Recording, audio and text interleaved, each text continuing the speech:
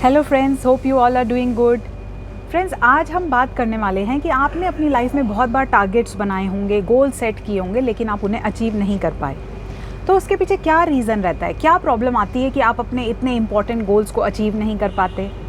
तो फ्रेंड्स, मैं ये बताना चाहती हूँ कि आपका सबकॉन्शियस माइंड जो होता है, जब भी आप अपने कंफर्ट जोन से बाहर जाकर कोई टारगेट को अचीव करना चाहते हैं, आपका सबकॉन्शियस एक गूगली फेंकता है, यानी कि एक काइंड ऑफ प्रॉब्लम क्रिएट करता है कि आप सेफ रहें।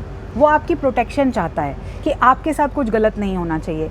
लेकिन ऐसा करते करते कभी कभी कोई बहुत इंपॉर्टेंट गोल होता है आपकी लाइफ का जो आप अचीव नहीं कर पाते।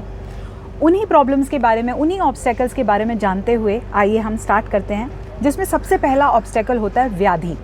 व्याधि मतलब इलनेस इन द बॉडी।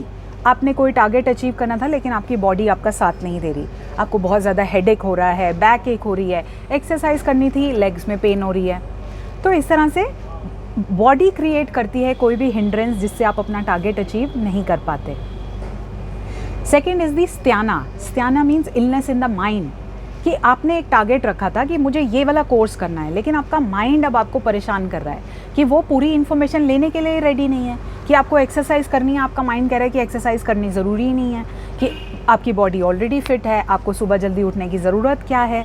तो इस तरह से माइंड जो होता है वो कंप्लीट इन्फॉर्मेशन जब लेने के लिए रेडी नहीं है, पूरा एक प्रोसीजर फॉलो करने के लिए रेडी नहीं है, that is the illness in the mind, और उसको हम बोलते हैं स्त्याना। थर्ड थिंग इज़ दी संशय। संशय मीन्स डाउट। कभी कभी हमें अपने ऊपर डाउट आता है कि ये जो डाइट प्लान मैंने ले लिया है ये मैं फॉलो कर पाऊँगी। कभी कभी हमें डाउट आता है हमारे टीचर्स के ऊपर कि मेरी खुद डाइटिशियन इतनी फ़ैट है, वो मुझे डाइट देंगी, क्या ये मेरे ऊपर वर्क करेगी, क्या ये डॉक्टर जो मुझे प्रिस्क्राइब कर रहे हैं ये बिल्कुल सही है आज की सिचुएशन के हिसाब से, क्या ये मेरे ऊपर वर्क करेगा। तो इस तरह से हमें डाउट आता है हमारे टीचर्स, हमारे मेंटोर्स, गुरुज़ के ऊपर। देन थर्ड थिंग, हमें डाउट आता है हमारी टेक्निक के ऊपर, कि अगर एक योगा की टेक्निक आपको बताई गई है, एक मेडिटेशन की टेक्निक आपको बताई गई है, आपको डाउट आ रहा है कि ये मेरे लिए सही भी है या नहीं, या ये टेक्निक मुझे इफ़ेक्ट नहीं कर रही, या ये टेक्निक मेरे ऊपर गलत इफ़ेक्ट कर रही है। तो इस तरह से डाउट भी जो होते हैं वो एक हिंड्रेंस का काम करते हैं। Then fourth is the pramadi. Pramadi means knowing that it is right but still not doing it, और knowing it is wrong but still doing it. जानते बूझते कोई गलत काम करना या जानते बूझते सही काम को ना करना। जैसे कि स्मोक करना, आपको पता है कि it is wrong to do but still you are smoking. आपको पता है कि एक्सरसाइज करना is good for you but still you are not doing it. तो ये प्रमादी, जानते हुए भी उस काम को ना करना। फिफ्थ इज़ दी आलस्य। I think we all are very familiar with this one.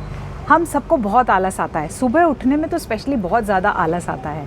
सुबह हम अलार्म लगाते हैं और हम बोलते हैं बस 5 मिनट्स और सो जाते हैं, 5 मिनट्स और सो जाते हैं। स्नूज़ स्नूज़ करते करते 5 मिनट्स डिले, और पूरा मॉर्निंग रूटीन जो आपके लिए एक बहुत अच्छा हो सकता था वो ख़राब हो जाता है।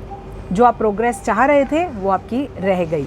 मेडिटेशन करना चाहते थे, वर्कआउट करना चाहते थे, घर से बाहर जाना चाहते थे, but all the program is spoiled क्योंकि आलस नहीं कर पाए।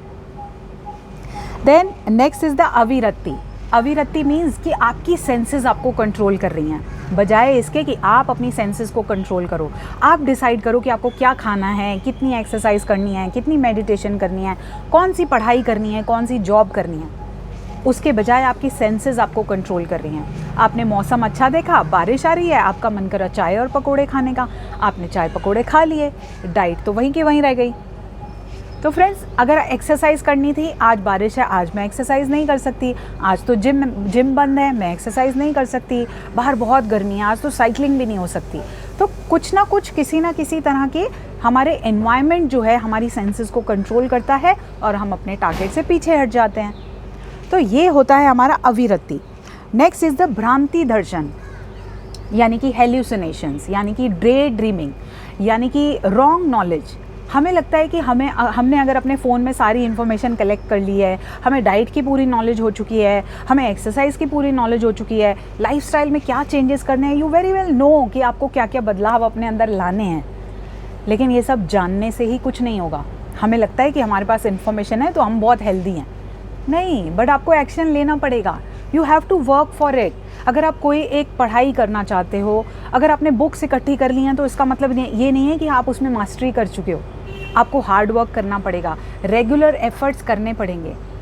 सिर्फ चैंटिंग करने से, सिर्फ मेडिटेशन करने से पैसा नहीं आएगा आपके पास। आपको एफर्ट्स करने होंगे, घर से बाहर जाना होगा, काम करना होगा और पैसा कमाना होगा। तो ये होता है भ्रांति दर्शन, लाइक आप इल्यूजन में जी रहे हो। Then next is the alabdha bhumikatva. Alabdha bhumikatva का मतलब है कि आपको बहुत सारी नॉलेज है, कुछ एक दो चीज़ों की कमी है और आपको अभी कॉन्फिडेंस नहीं आ रहा कि आप उस चीज़ के ऊपर काम कर सकते हो।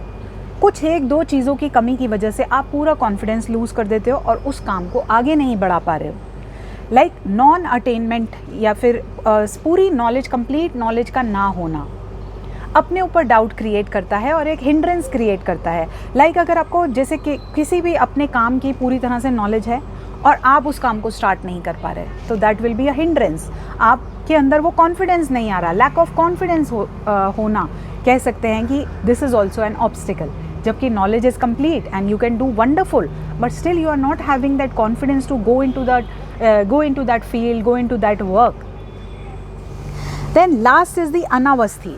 अनावस्थी की सिचुएशन वो है जहाँ पर आपने बहुत कुछ सीख लिया, मेडिटेशन बहुत अच्छी कर ली, डाइट बहुत अच्छे से फॉलो कर रहे हैं, अपना आइडल बॉडी वेट मेंटेन कर लिया, बहुत ही हेल्दी एक्सरसाइज का रूटीन मेंटेन कर लिया, बट स्टिल कभी कभी you also fall back to square one, उसी कंडीशन में दोबारा आ जाते हैं। इतना मेडिटेट किया, इतना कुछ सीखा, अपने अंदर अवेयरनेस क्रिएट करी, लेकिन फिर भी किसी सिचुएशन में ऐसा हो जाता है कि बहुत ज़्यादा गुस्सा आ जाता है, ट्रैफिक में गुस्सा आ जाता है, किसी का एक्सीडेंट हुआ देखा तो बहुत गुस्सा आ गया, इरिटेशन हो गई, चिल्ला दिए। तो इसमें क्या हुआ, जो कुछ नॉलेज सीखी थी वो सब वहीं की वहीं पड़ी रह गई एंड यू रिएक्टेड डिफरेंटली। तो जो आपकी प्रोग्रेस होनी थी, जो आपके अंदर एक परमानेंट चेंज आना था, उसके बीच में ये हिंड्रेंस क्रिएट हो गई। तो फ्रेंड्स, ये जो ऑब्स्टेकल्स मैंने आपके साथ 9 ऑब्स्टेकल्स शेयर किए, ऐसे ऑब्स्टेकल हम सबकी लाइफ में आते हैं। किसी की लाइफ में एक आता है, किसी की में 2, 3, 4, किसी के 7, 8, किसी के पूरे 9 ऑब्स्टेकल्स भी आते हैं लाइफ में। लेकिन the thing is you need to be aware. आपको ये पहचानना होगा कि ऑब्स्टेकल कौन सा है, कौन सा गूगली आपका सबकॉन्शियस आपके लिए फेंक रहा है, आपके लिए क्या क्या प्रॉब्लम्स हैं।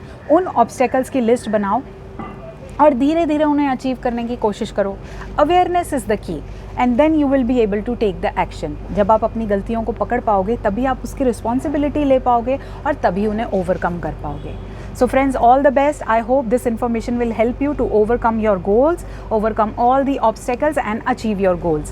और अगर अभी तक आप ये वीडियो देख रहे हैं और ये वीडियो आपकी लाइफ में कुछ स्लाइट इम्प्रूवमेंट भी ला पाया, तो just type in the messages #improve and I will be glad to see that. Thank you so much friends. Thank you. Keep watching, keep joining Scope of Health by Amita Chhabra. Thank you. Bye bye.